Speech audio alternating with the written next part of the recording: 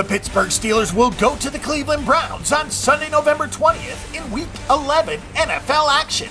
After losing one of the best NFL games of the season, the Pittsburgh Steelers have to go play the Cleveland Browns, a team with a 0-10 record this season. The Browns have lost 29 of the last 35 games with the Steelers, and they will be getting 8 points at home, even though they opened at 9. As bad as you think the Browns are, they're probably even worse. The Browns are 0-10 this season, and they are so bad that they're only 2-8 against the spread. Cleveland has managed an average of 5 points per game in the second half en route to the 0-10 start. Pittsburgh is having a down year by Steelers standards with just a 4-5 record, both straight up and against the spread. This game is a great opportunity for Pittsburgh to get back to 500. Ben Roethlisberger's completion percentage is down over 3% from last season, and the lowest that it has been since 2013. He's posted a 20-7 touchdown interception ratio, which is a much better pace than last season so far. But something doesn't seem right with this Pittsburgh offense. The blame cannot be placed on his shoulders alone, although the discussions may soon start about whether or not the 34-year-old is on the downside of his career. Le'Veon Bell has managed 4.3 yards per carry on his 100 tries, but he's only found the red zone one time so far. Antonio Brown has caught 69 of his 105 targets for 831 yards and 7 of the team's 21 passing touchdowns. Nobody has been able to step up and help Brown out, as he is the only wide receiver tight end with more than 30 catches. The Pittsburgh defense has not played very well this season.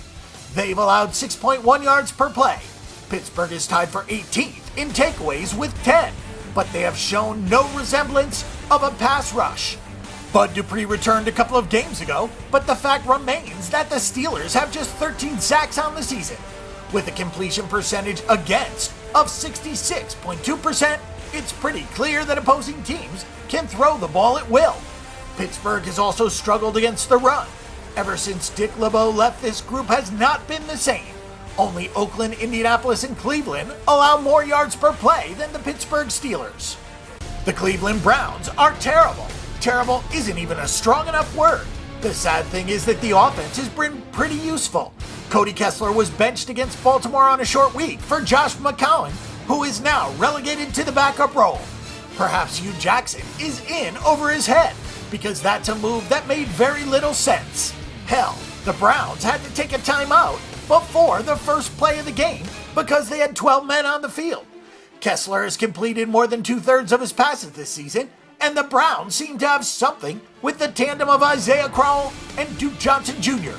They just face long fields every time they get the ball, with an average starting field position of their own 23rd yard line.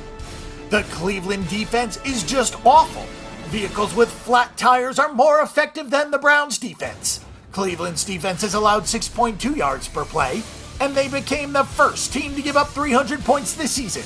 With 25 passing touchdowns against, the Browns are officially winning something this season. We just don't know what. Only 4 teams allow more yards per catch than the Browns. It's not just the pass defense that is bad, the run defense has also allowed 4.5 yards per rush. The Browns are starting drives outside the 30-yard line on defense, so that has not helped matters either. Everything that can go wrong has gone wrong for the Browns, and it's becoming an even tougher situation with a first-year head coach. It seems like the effort tank is starting to run out for the Cleveland Browns, who were at least playing hard early on in the season. If they're going to rally for any game left this season, this will be the one. To Cleveland and its fans, this is still a rivalry game. To Pittsburgh, it's just another game because Baltimore is much more of a rival. If Pittsburgh starts slow here, with all the frustration in that locker room, the Steelers will allow the Browns to hang around. If not, it'll be a complete rout. Truthfully, neither team is worth a second look here, but the Browns are probably the line value side, given how Pittsburgh has played. Our prediction is for the Cleveland Browns at +8.